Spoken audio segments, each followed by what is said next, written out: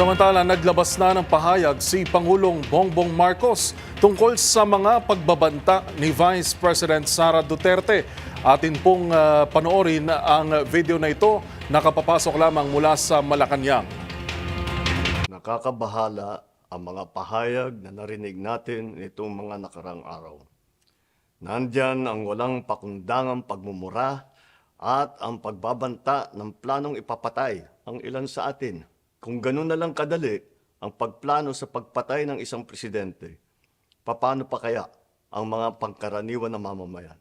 Yang ganyang kriminal na pagtatangka ay hindi dapat pinapalampas. Yan ay aking papalagan. As a democratic country, we need to uphold the rule of law.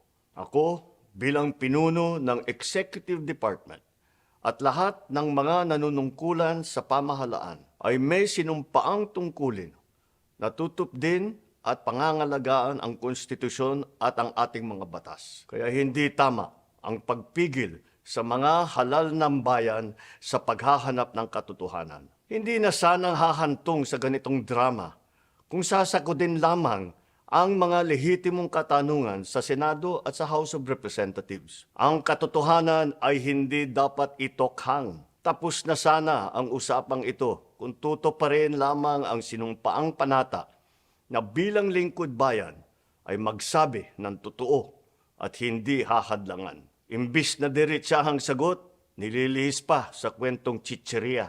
Hangad ko na matuldukan na itong mga pangyayaring ito sa parang matiwasay at magdadala sa atin sa katotohanan. 12 taon din ako nanungkulan sa magkaparehong kamara ng Kongreso.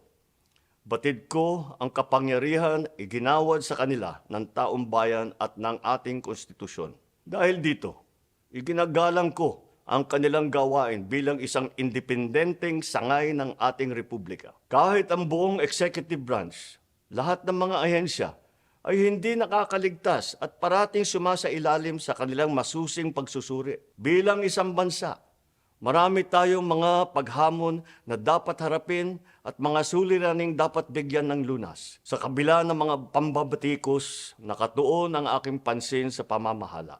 Ngunit, hindi natin ikokompromiso ang rule of law. Kailangan manaig ang batas sa anumang sitwasyon, sino man ang tamaan. Kaya hindi ko hahayaan magtagumpay ang hangarin ng iba na hatakin ang buong bansa sa burak ng politika.